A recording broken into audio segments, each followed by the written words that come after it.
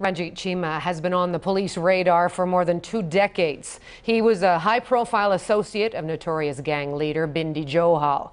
Natalie Clancy takes us through the convicted drug dealer's violent criminal past.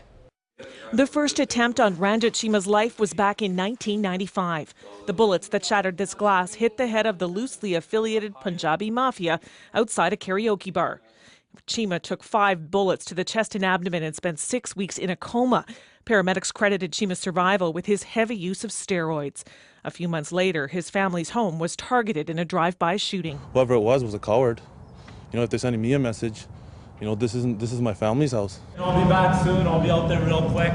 Cheema was a well-known associate and co-accused of Bindi Johal, one of BC's most notorious and outspoken gangsters. You got another thing coming, bitch.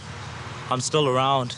Though not for long, Cheema's pal Johal was killed execution-style in a crowded nightclub. The same year, Cheema made international headlines after he was caught trying to move 200 kilograms of heroin into North America using an informant working for the DEA in Seattle. While he fought extradition, many others around him were killed. In May 2000, Cheema was at a wedding when his bodyguard, Mike Brar, was gunned down outside. 2 years later, he was with Robbie Candola the night he was gunned down outside his Cole Harbour penthouse.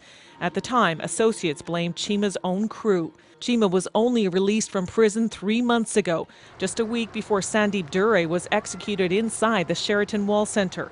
Former gang detective Doug Spencer dealt with Cheema several times and says at age 43, Cheema outlived many of his associates. He's like the grandfather of gangsters. Him and Gisby to live that long, it's almost unheard of. You know, the clock's ticking with all of these guys. Do you think that we'll see some retaliation? It depends how their associates take it. If they take it like somebody's taking him out, they're going to get me too.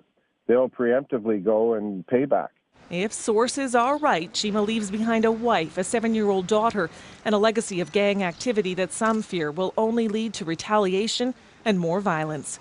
Natalie Clancy, CBC News, Vancouver.